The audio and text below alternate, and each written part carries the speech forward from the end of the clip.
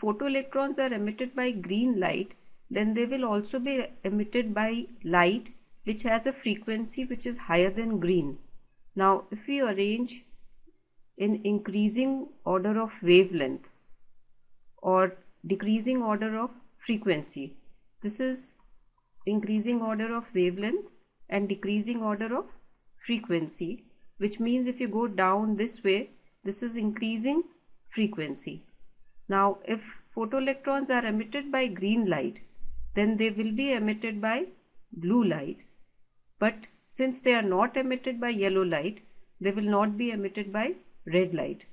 So red light will not be able to emit photoelectrons, so there will be no emission in this case, and blue light will emit photoelectrons.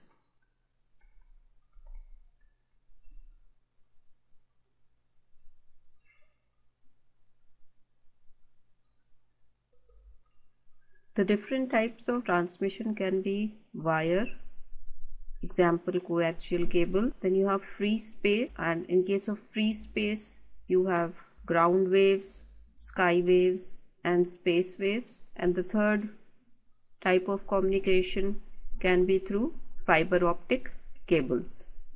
So the three different kinds of communication can be wire, free space and fiber optic cable.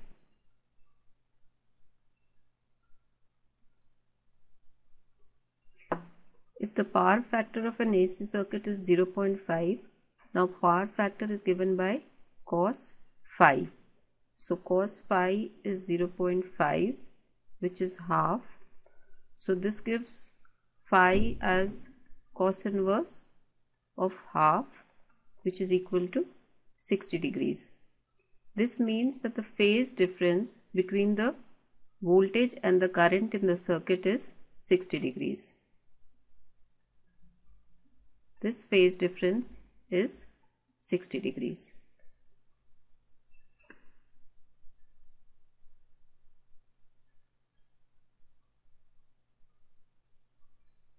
We are given a uniform electric field along the positive z-axis.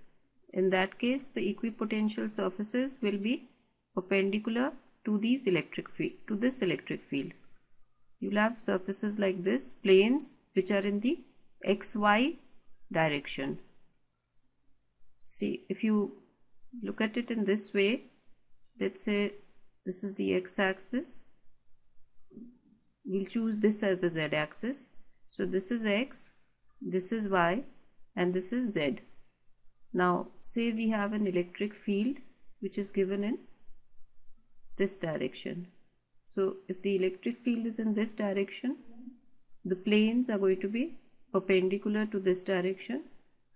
So these planes which are parallel to the xy plane are the equipotential surfaces.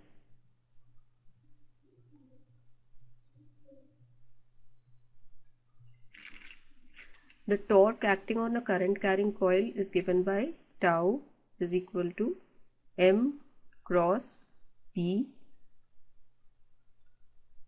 where m is the magnetic moment of the current carrying coil and b is the external magnetic field, which is equal to mb sine theta. Theta is the angle between the m vector and the b vector. Now the torque is going to be minimum when theta is 0, so that sine theta is 0 and torque is 0, and it is going to be maximum when theta is equal to 90 degrees, because in that case sine theta is 1 and torque is equal to mb. Just a little bit of explanation on this. If you have a current carrying coil, say this is a current carrying coil which is placed in an external magnetic field. Say this is the north and the south pole. So this, you have a magnetic field in this direction, and say this coil is carrying current in this direction. in the anti-clockwise direction. So the direction of the dipole moment m is equal to current times area, and the direction of the dipole moment is given by the right hand rule. So you have to curl your fingers. You curl your fingers in this direction, and then your thumb points inwards into the page. So this is the direction of the dipole moment m, which is into the plane of the page. So in this case, the angle between the dipole moment and the magnetic field is going to be 90 degrees. See, the magnetic field was like this, and the dipole moment is into the plane of the board in this case. So the angle over here is going to be 90 degrees. And suppose you have a coil which is placed like this. Say the coil is placed like this, and this is the north and the south direction, the north and the south pole of a magnet. This is the direction of the magnetic field, and say current is flowing in this direction. Now you curl your fingers along this. So if you curl your fingers along this, your thumb will point outward in this direction. So this is the direction of the magnetic dipole moment. This is the direction of the magnetic field, and here theta is this angle between the dipole moment and the magnetic field.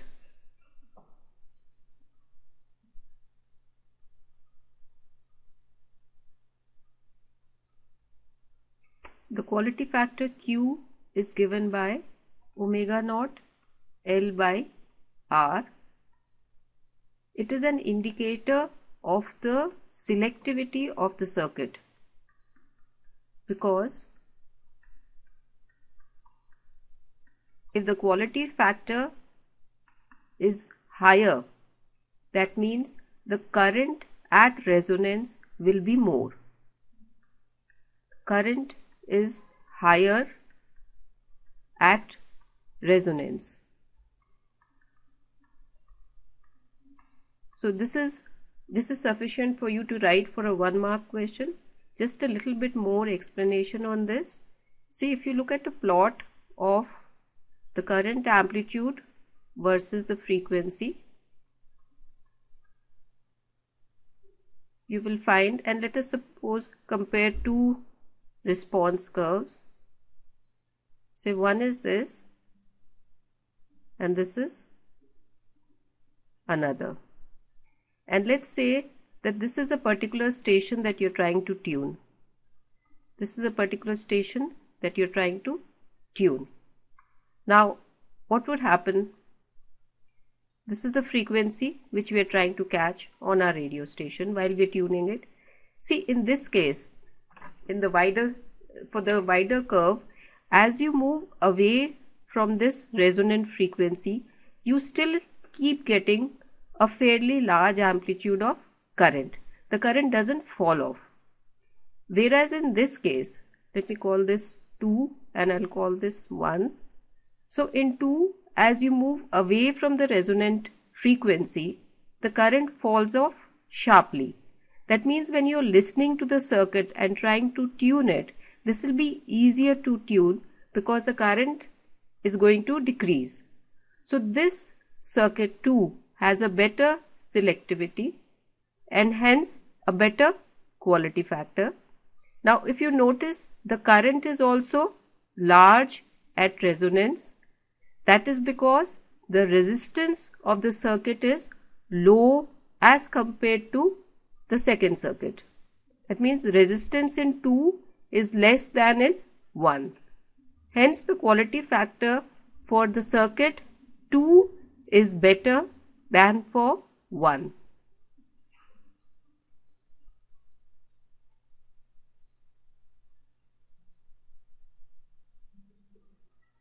The kinetic energy of the emitted electrons is given by Ke is equal to h nu minus phi naught, where h nu is the energy of the incident radiation and phi naught is the work function of the material. So if the intensity is doubled, then there is no change in the energy of the incident radiation. So this means the kinetic energy will not change. So the answer to this question is the kinetic energy does not change on increasing the intensity of the incident radiation. So that is the answer to this question. And now for a little more explanation on this. Say this is a surface and you have photons which are incident on it, and let us say, I'm just taking an arbitrary number, say you have 5 photons of energy 5 electron volt which are incident on this. Now correspondingly we can assume that 5 photoelectrons are emitted from here, and let's say the work function of this material is 2 electron volts. So that gives us photoelectrons of whose kinetic energy will be 3 electron volts. Now let us take a scenario that the intensity is increased. So you now have more radiation incident. So this is a case where you have increased the intensity. The intensity of the incident radiation has increased. But these photons also have an energy of 5 electron volts, which means once again we have 5 more photoelectrons being emitted, but they too have the same energy of 3 electron volts. So this number remains unchanged. Now let us take a different situation. We have the same material, its work function is 2 electron volts, and you have a radiation of energy 7 electron volts. Once again we have assumed 5 photons, but you actually can't take numbers like this. So you have 5 photoelectrons which are emitted, and now the energy of these photoelectrons is going to be 7 was incident, 2 is used up in freeing the electron from the surface, which means it has a kinetic energy of 5 electron volts. So simply increasing the number of incident photons or increasing the intensity of the incident beam will not increase the kinetic energy of the emitted photoelectrons.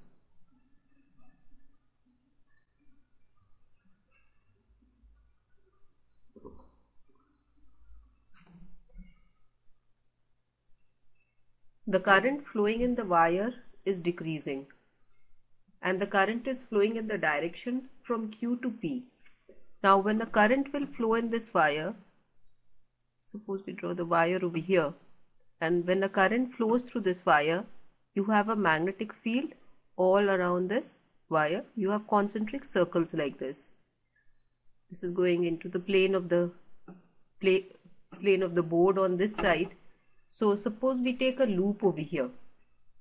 We'll choose a loop,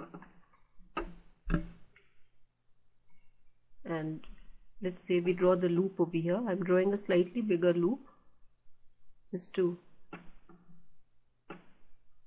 okay, now we have a loop over here. So since the magnetic field lines are going into this, you can show this by these crosses, since these indicate the tail of the arrows. So the magnetic field is into the plane of the board, and the field is increasing, and the field is decreasing because the current is decreasing. So if the current is decreasing, the field is decreasing. So with time you would have a field which is decreasing like this. The magnetic field is decreasing with time. Now the tendency of the circuit will be to increase this field, because by Lenz's rule the current will flow in such a way so that the field in this direction increases, which means the current should flow in the anti-clockwise direction. To understand the direction of the current in the field, you use Maxwell's right-hand rule. In this case, you had your thumb pointing in this direction and your fingers curled in this direction. Now, in this case, you can take your fingers curled in the direction of the current, which is like this, and your thumb, which points into the plane of the page, is the direction of the field. So we're just using Maxwell's rule in reverse. I mean, instead of having the current flowing along the thumb, in this case we are indicating the current flowing along the fingers, and the thumb gives the direction of the magnetic field, and here the thumb gives the direction of the current and the fingers give the direction of the magnetic field.